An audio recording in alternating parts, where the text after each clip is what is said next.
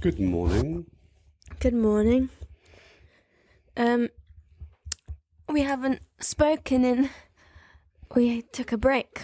We did a well-earned break, I might say. It was Greek Easter last weekend. Yeah. And also a bank holiday in the UK, the May bank holiday.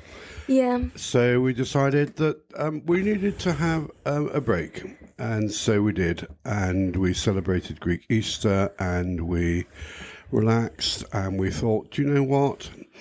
We'll let our audience just relax too and just build up the anticipation of this episode. Yeah. I thought today we should talk about the Yorkshire Ripper. Yeah, because we kind of said that we were going to do it. We kind of like promised that we would probably do that, so we probably ought to do that. And now that we've watched and we have actually, yes, we've caught up ourselves and have watched the full Netflix series. Yes, other channels are available, but yes, we watched it. So I think if you haven't watched it and you don't want it to get spoiled, then stop listening.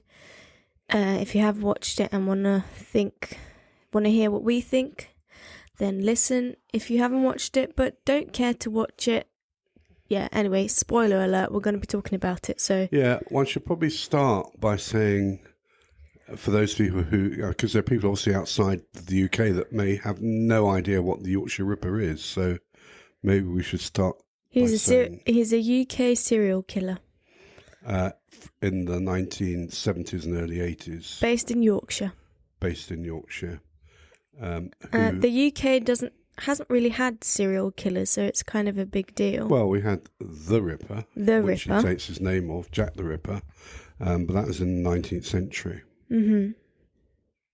So since then, there hasn't really been one serial killer that's kind of known serial killer. Yes. There may well have been serial killers who are getting away with it and are not been identified as such. Yeah. But yes, so it was a big deal. And he racked up 13 killings by the time he was caught. Yeah. That he confessed to. There may actually be more that he hasn't confessed to. Yeah. And there was attacks where the women survived. Yes, there were. So there were several in addition attacks. To the 13, there were a small number of attacks where, for whatever reason, he was disturbed or whatever, but he fled and left the victim, and they survived. Yeah. So where do we start? Right, so you've got the background. Yeah, so that's who he is. I feel like it's not a very interesting story in the sense of it's not that kind of serial killer of like, oh, who did it? Like, no, because we know suspicious, intense. You know how some documentaries are quite intense? Yeah, although, I knew that they found him and I knew exactly who he was identified as the Yorkshire Ripper. Yeah, I didn't. But you didn't. And again, I don't think we give anything. It's Peter Sutcliffe. Is he still alive then? Yes, he's still alive. He's in jail? Well, I think he's still in Broadmoor, which is a security mental stroke prison. How weird. But he hasn't got life in prison, though. Well, he got like 30 years. No, but that is life in the UK. Yeah, but how old was he? Good question. I think because if he was 30 and he's getting 30 years, yeah, I think he was only in his early 30s by the time he was convicted. Yeah, so he might still be alive when he comes out. Yeah. But I guess maybe he's too old to do something. I don't know. I mean, are you ever too old to murder? I doubt it. So he will be out of prison then. Well, that's the curious thing is that when we talk about life imprisonment, it's actually not life imprisonment. In this country, it's not like America. 30 years is invariably the longest prison sentence you'll ever serve, as far as I'm aware. Let me just Google and see when he's eligible to come out.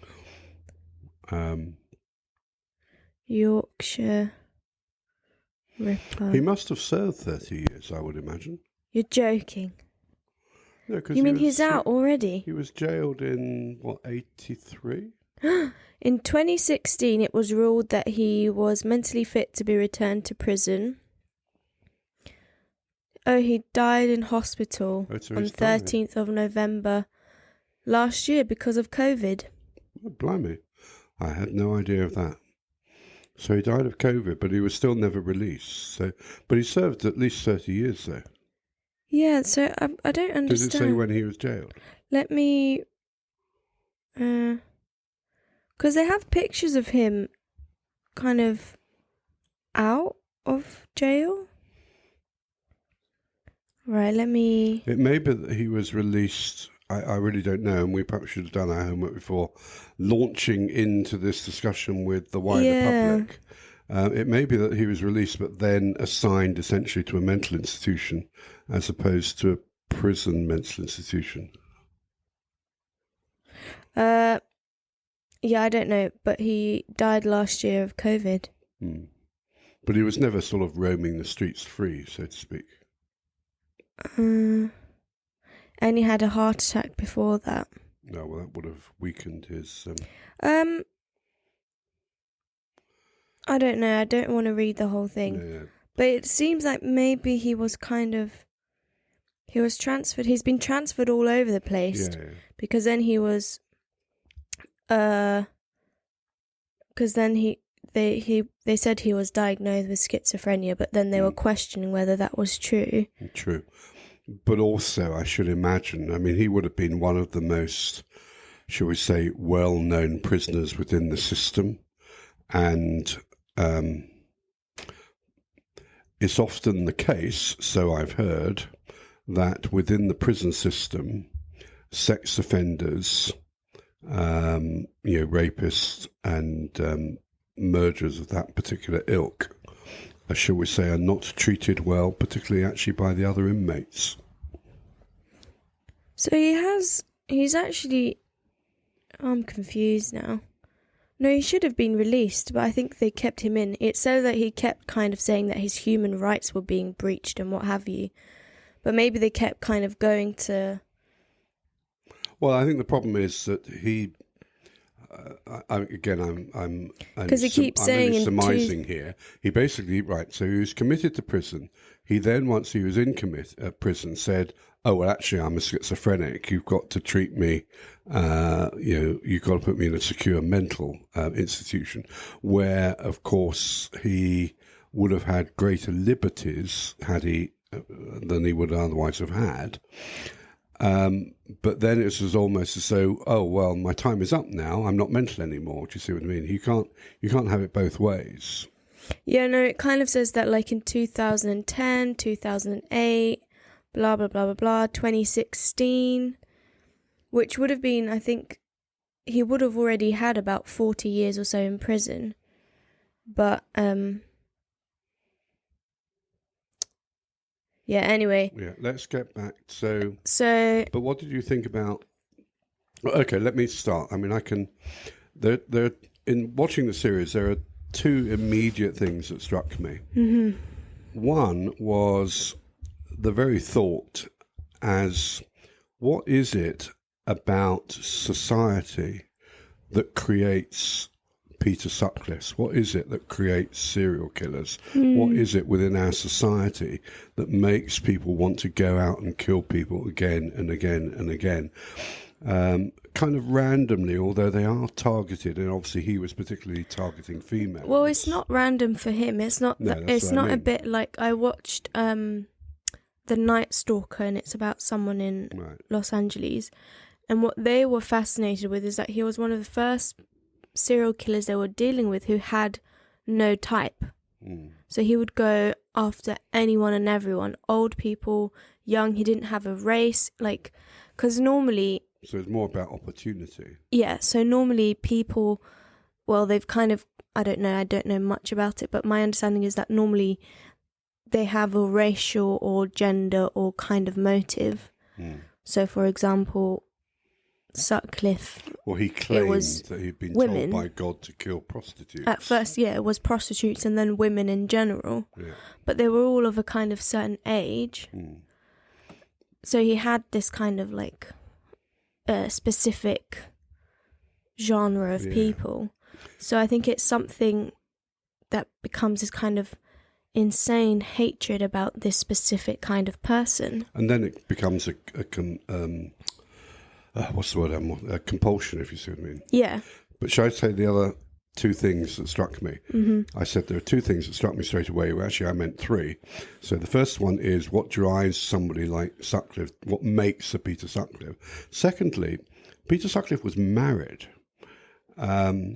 Well, that's what I told you when we were watching, and you were like, why do you think this is shocking? I said, can I just finish what I was about to say?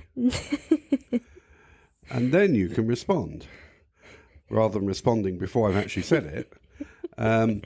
Right. He was married pretty much throughout the time he was killing these 13 women. Mm-hmm.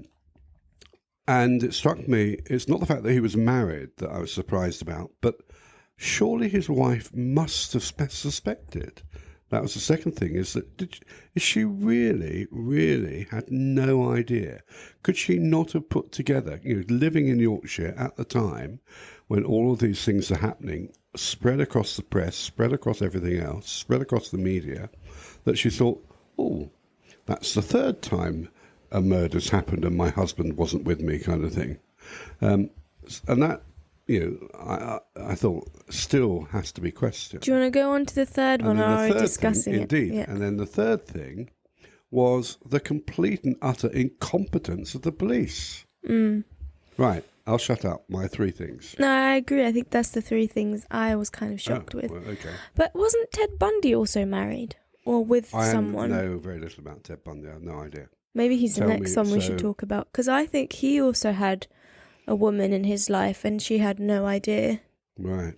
Or claimed to have no idea. Or claimed to have no idea. And I don't understand whether... Because they didn't really say about Sutcliffe whether he was abusive to his wife. No. Or whether it was a happy kind of marriage. I bet he probably wasn't abusive to his wife at all. He took out his frustrations. But I was shocked he was married as a whole, because he seems like he just hates women. So I wouldn't have expected that he would get married. Well, he clearly did. Who knows? But the incompetence of the police is actually shocking. Because the funny thing is they caught him by accident. Oh, totally and utterly by accident. By accident, completely. Yet then, and it really annoyed me, after they had caught him, as you say, completely by accident, essentially by somebody effectively stopping his car, and being suspicious about the number plates on his car. And his look. They were so proud. The three people, the chief constable, the guy George, whatever his name was, who led the investigation, and some other one who had a very dodgy moustache that looked a bit like a caterpillar stuck on his upper lip. They came in as though they had just won the lottery. They were looking so kind of like all patting each other on the back, all smiling. We did it. We'd done it. And I thought, no, you haven't done it. You've didn't been do trying anything. for 5 and 6 years and got absolutely nowhere. But I didn't understand. You should be ashamed with yourselves, not. Yeah, I don't know to what extent technology is better now. So they didn't have any DNA to go off. Well, it was also. And considering we don't have that kind of serial killings here, maybe it was the first. I think. I think computers are around, but they clearly didn't use computer technology. No, because they had all these notes. It was all done on paper card, piles and piles and piles of paper. So they didn't use new technologies that were available to them, and new forensic technologies as well, potentially. And the fact that and again, it was this George chap who was in charge of it. He just jumped to the conclusion that somebody writes him a letter from Sunderland, or so it is, letters, and then sends a reel-to-reel tape saying, "Oh, I'm the Ripper," and like, "Oh, well, must be true. It can't be a prank." Must be true, and you just think, "You're mad. What? how have you in any way collaborated the evidence to say that the person writing these letters, sending you these letters, and sending you this tape is also the same person? But I'm not sure. Well, I in general think police overall need completely different training than what they get. I think they need more psychology, they need more empathy, they need to learn about bias. Well, they need better education. They need better education. But I don't know to what extent these people were proper detectives or forensics or the psychology behind. Certainly the person who led it, George, we won't say his surname because I don't remember his surname, but he was clearly a detective, as was the guy with the very odd, dodgy moustache. He was a detective as well. But God, heaven help us. And they spent so much money. I don't know, it was just not a good... I don't know. And the other thing is, they didn't take any of the women that actually survived and potentially saw him seriously. No, it didn't take them seriously at all. Didn't really consider the first-hand accounts of those people who had potentially been attacked. And I say potentially because there would have been a number of people who had been attacked, but not necessarily by the Ripper. But they didn't seem to take any of that into consideration. And the other thing was, of course, again, we're only going by the evidence that we saw on the documentary and the film evidence and everything else that was there. But it was so that they didn't actually engage women at all. What I mean by that is that there were no women giving their opinion. No. There seemed to be no kind of profiling, if you see what I mean. No, not at all, not at all. And any time a woman would say, I was attacked, they'd be like, well, are you a prostitute? And she'd say no, and they'd be like, well, we don't care. Yeah, it couldn't have been him then. Couldn't have been you. Or I don't see them putting anything in place to protect prostitutes. Well, all they said was everyone should stay at home. Yeah. Well, men should stay at home instead. It's the man killing people. I don't know. Just... Yeah, I mean, yes, an entirely different scenario would have actually have said, right, all men have to be in by 8 o'clock in the evening, and women are free to roam. Exactly. And will arrest any men on the street. Yeah. In suspicion that you're the killer. If you're out after this time, what are you doing out? But also, it seems to me it's not about women shouldn't go out. Given that he only ever attacked lone women, it's just get some kind of system in place. Precisely, yeah, that's what get a bus with a police officer on it, or something. A buddy thing, or whatever. Yeah. It would be. Get a kind of have police officers outside these kind of vases and walk you home. I don't know. Yeah. Like, I don't know. So very incompetent, a bit sexist. I don't know. Oh, and the other thing was shocking is that they actually saw him twice. 9 times they interviewed him. Oh, 9 times? I thought it was only twice. 9 times they interviewed him before he was finally arrested. And talk about incompetence. And how did they not think, this guy has come up in our research with, the banknote, for example, our research with this neighbourhood, our research with this shoe his car size. Has the same tyres. Yeah, and everything. And did you not think, okay, we have enough reason to suspect this guy, but maybe we should have like a car following him or something? Yeah, but that goes back, I think you were talking about technology, and I think part of that is about the technology. Because it was all paper-driven. It wasn't filed properly, do you think?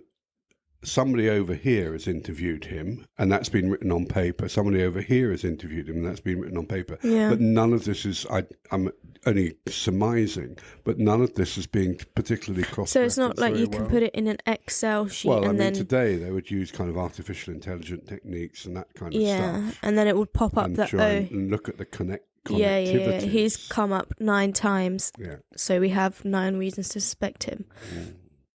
I don't know, it was... And I think that, if you think about that, then surely that makes him braver. Because he's thinking... Well, I think the thing is, I mean, again, I think they've mentioned this, that when all of this stuff came out about, well, the Yorkshire Ripper comes from Sunderland and has a Geordie accent, the real Yorkshire Ripper was basically saying, oh, I'm off the hook. I'm off the hook. They're never going to catch me. Mm. They've been to my work because I'd stupidly left a fiver behind and didn't catch me. They've come to my house. They've checked my shoes. They've checked my car. I'm sure he was getting more and more brazen. I don't know. And possibly, let's say that he really did believe that he had been spoken to by God in voices and had been told to do this. Let's just live with that for the moment. He possibly then would have said, oh, well, clearly God is protecting me. He's on my side. Yeah. I don't know. I think it's shocking that, yes, they had this problem, but nothing was put in place to protect anyone. I didn't understand that anything was put in place. The police is meant to be there to protect people. Well, again, all we have to go on is what was presented in the documentary. And all documentaries, as you well know, have a particular production slant. And you have to have a bad guy. They wanted to get that message across that women were not treated fairly. They may have done things that they didn't present, but it certainly appears that their advice was basically, well, women shouldn't go out. That seemed to be an end of it. Well, if you don't want to be attacked, then don't go out then. Well, to be honest, I don't think anything was put in place, because if you take the Sarah Everard case from a few months back, the people said the exact same things. They said, women maybe shouldn't go out at night or walk by themselves. So if solutions were presented in the 70s, 80s, would they not kind of be... But equally, whoever it's vulnerable, whether it be attacks on women, whether it be racist attacks on people of different ethnic groups or whatever, I don't think the police really have the manpower and the capability. I'm what you're suggesting, that women are escorted around? No. I was just thinking during the time, maybe if for example, that prostitutes are more vulnerable, maybe you need to have more security there or offer them some kind of help to get home. If you have a vulnerable group specifically. Well, again, what we don't know, I'm kind of guessing this must have been the case, and I'd be staggered if it wasn't. There would have been a really quite high police presence in areas where prostitutes were known to work. Although, ironically, not so much to protect the women, although that's part of it, but more to try and catch the Ripper, if you see what I mean. Yeah. So I'm quite sure there would have been a higher than, quotes, normal, whatever that is, police presence in red light areas, if that's the appropriate term. But what they can't do, and I'm not trying to make excuses, is they can't follow every prostitute around, if you see what I mean. Yeah. I don't know. I just think to a certain extent it's because the most vulnerable group were women and they were sex workers. They were kind of seen... Well, the other thing is, again, they gave the impression in the documentary, it's like, well, if you're a sex worker, what do you expect? Exactly, that's what I'm trying to say, that they're kind of like, well, you're a sex worker anyway. Like, we can't protect you. You're putting yourself at risk by this lifestyle anyway. Fine, if you think that, then give me a bit of the millions that you paid for these dumb campaigns that did nothing. Give them to these women if you want them to stay at home, because all these women needed money. It was a very impoverished kind of place. And I was also kind of left wondering, they weren't partying. I was also kind of left wondering whether the whole thing would have been different had it happened in the southeast. The fact it was in the north Exactly.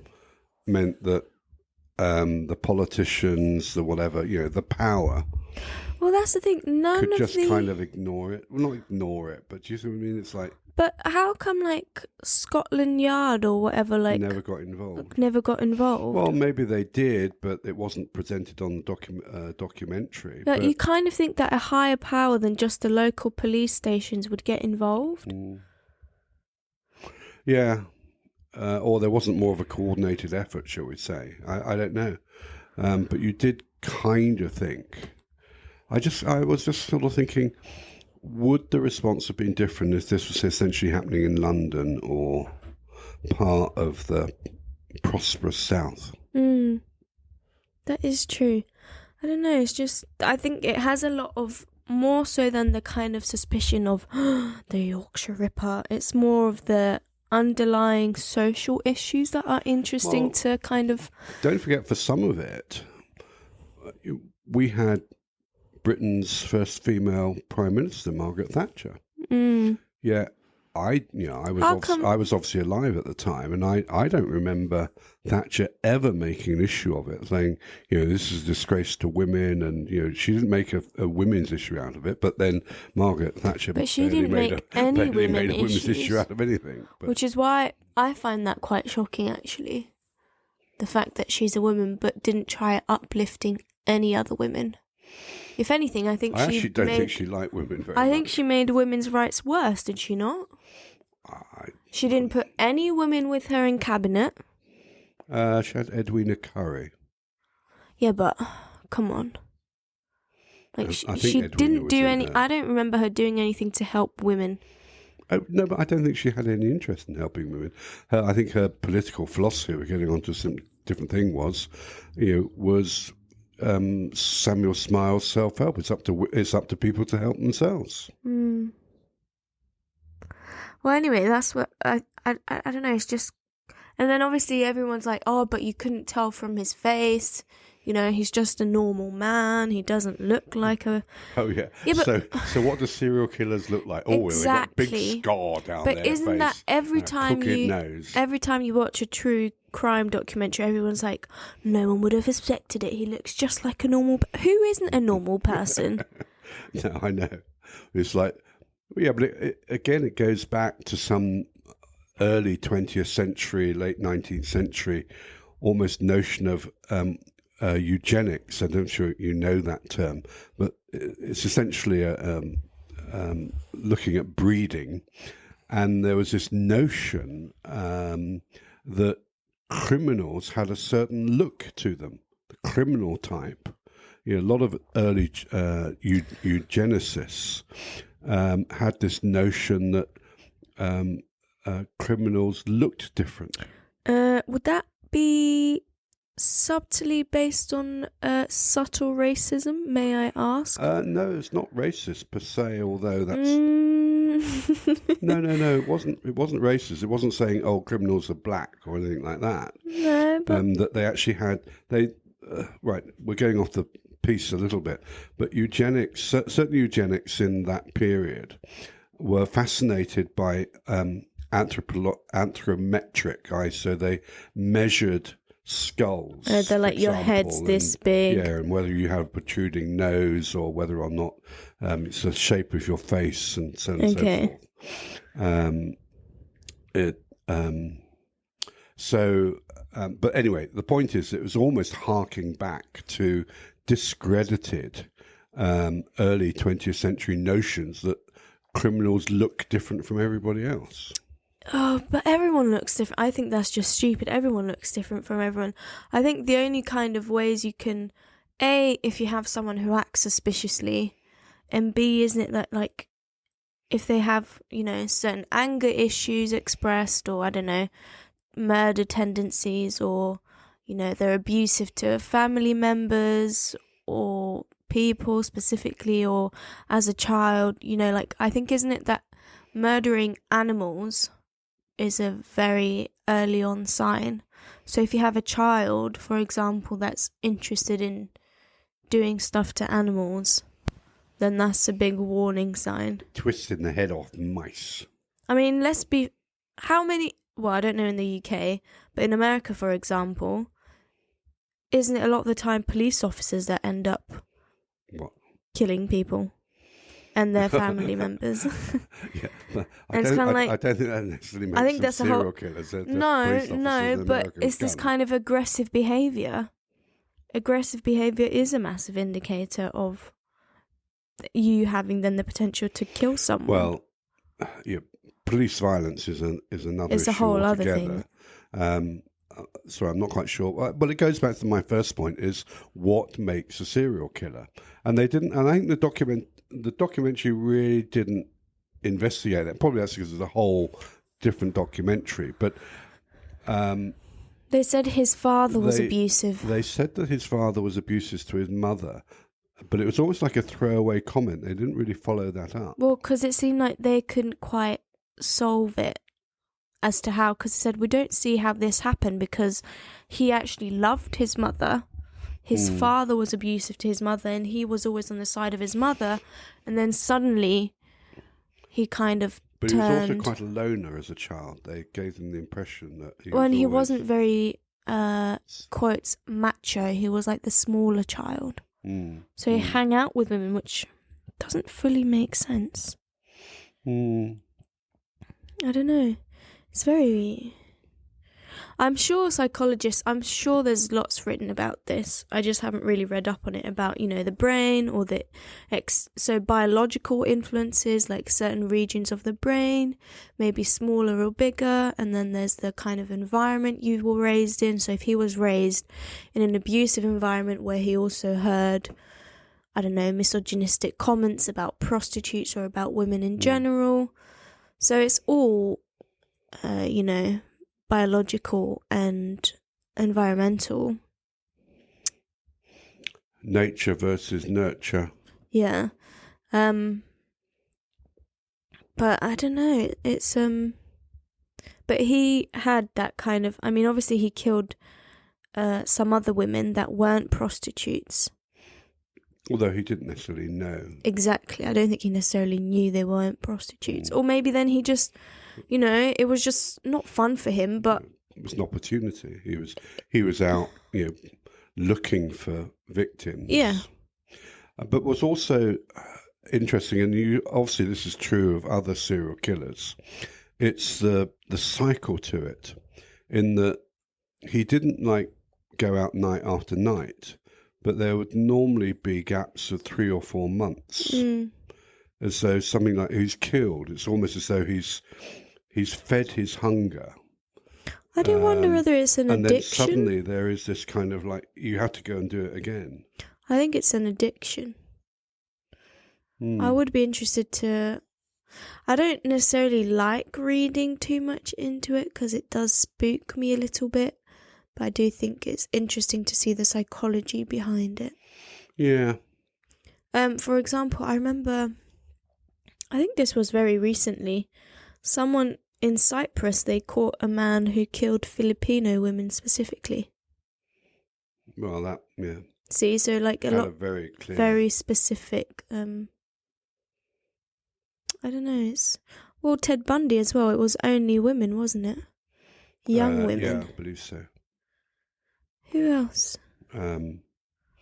But sorry, the other thing with the Yorkshire Ripper, and again, I'm not sure if this is true or not of Ted Bundy, but I seem to remember that there was no sexual. It wasn't as though they weren't raped or anything. There was no that's sexual kind of thing. They weren't sexually molested. But he decapitated them or something. Sorry, who did? The Yorkshire Ripper. No, he didn't. That's what they were saying. No, he didn't. Decapitate them at all. What on earth are you talking Bless about? me. He basically hit them on the head with a hammer. I'm sure they said he was very aggressive. Because they found the footprint on her chest or something. So they were like, this guy really hates... Because but in murders, don't they have, psychologically, they've kind of analysed that depending on where you hit and how many times and what you do, it kind of shows whether it's out of anger, out of hatred, out of passion. absolutely. But out of jealousy. You know, what they were struck with, I think, with the very first one that they found, I think her name was Emma. Let's not worry about it too much. I think she'd been stabbed 52 times or something like that. Mm. And it's, so you've clearly, by the time you stabbed her, whatever, 2 or 3 times, you know that she's dead. She's already gone. You just carry on doing it. Shows some clear frustration. And yes, it may be sexually driven in a way, but the point I was making is that there was no, they were all found, I think, fully clothed. There was no sexual interference. But I don't think he decapitated them. I think maybe some of them. I didn't pick that up if it was the case. Hang on, right, here we go. So, Anna was the first one. No money or rape. Yeah. 3 years. Oh yeah, Tracy's the one that survived. Anyway, let's stabbed 15 times. Yeah. I think the first one they found was more than that. And then the other one with the bootleg thing. Yeah, I don't know. I don't like reading while we're kind of. No. So it does say some of them did have sexual activity. Really? Mm-hmm. But it says. But could that have been semen not internally, outside the body? But could that have been with somebody else before he attacked them? That I do not know.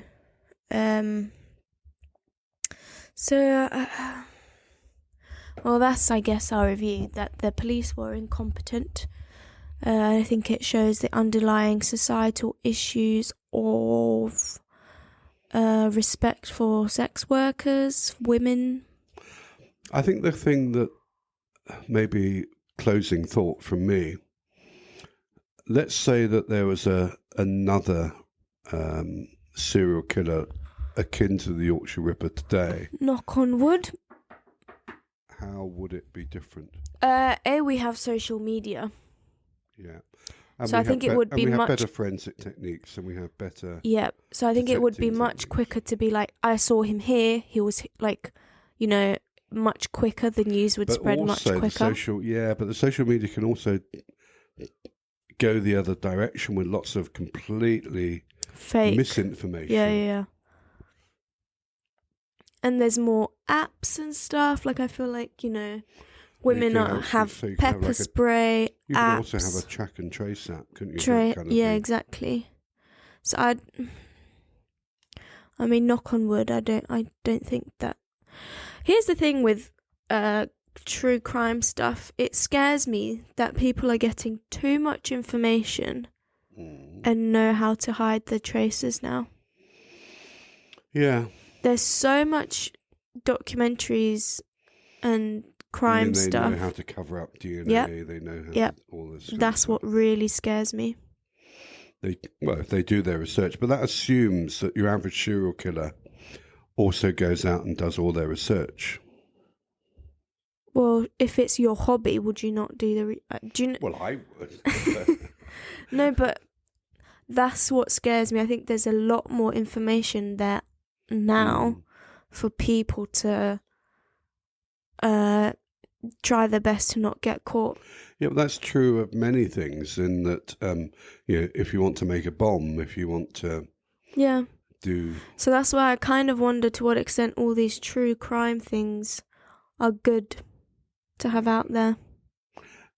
But you can't stop them. I don't think you can ban them. No, but maybe there should be an age limit. It's human fascination, isn't it? We're not exactly obsessed, but we're deeply fascinated. No, I agree, but maybe there should be an age limit. Do you know what I mean? To a certain extent, there probably is. I can't imagine too many, 8 or 9-year-olds getting morbidly obsessed by serial killers. I don't know. So I don't know. I find it fascinating at the same time, but I also can't. Sometimes I get in a loop. For example, listening to the Crime Junkie podcast, and then after I've heard like 3 episodes in a row, I walk outside and I'm like on edge that anyone approaching me is a murderer. But what interests me also is the question: how many serial killers have never been caught? Unsolved stuff. We only talk about the ones that we know of. I know. Either because they've been caught or Spooky. like Jack the Ripper in London in the 19th century, were infamous but never caught. But how many have never been identified? Spooky. Or maybe even just not killers, just bad because people. The other thing is to see, again, if you look at the Yorkshire Ripper, if you look at Jack the Ripper in London, they are associating, there's another murder of the same kind of type, and it's in the same locality. Yeah, but so you can it travel must be the now. same person. That's my point I'm trying. You could get somebody who just travels around. You can get a Ryanair flight you could get people £10. traveling around the world, killing people, and they will never be connected. Well, don't give anyone ideas. I don't need to give ideas. If you really want to do that, you would have had that idea already. No, it is scary. See, that's why I don't like focusing too much, because then I just get really paranoid and scared of everyone. I don't know. Well, sleep well in your beds tonight, listeners.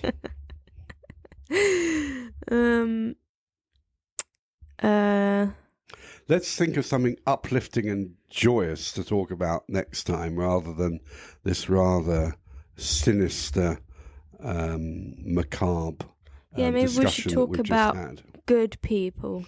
We'll talk about daisies and flowers and sunshine and people birds doing tweeting. good. Yes, let's talk about people who do good. Let's talk about the other side of the coin, and hopefully the much more important aspect in the society in which we live. Yeah. Philanthropists, people who do good just for the sake of being good. Yeah. Well. Okay, well, let's leave it there. If you've got any nominations of people that we should talk about who are not serial killers but are generally nice people. Yeah. Or any other topics. Talk about generally nice people, although this is a bit of a jump. Bill and...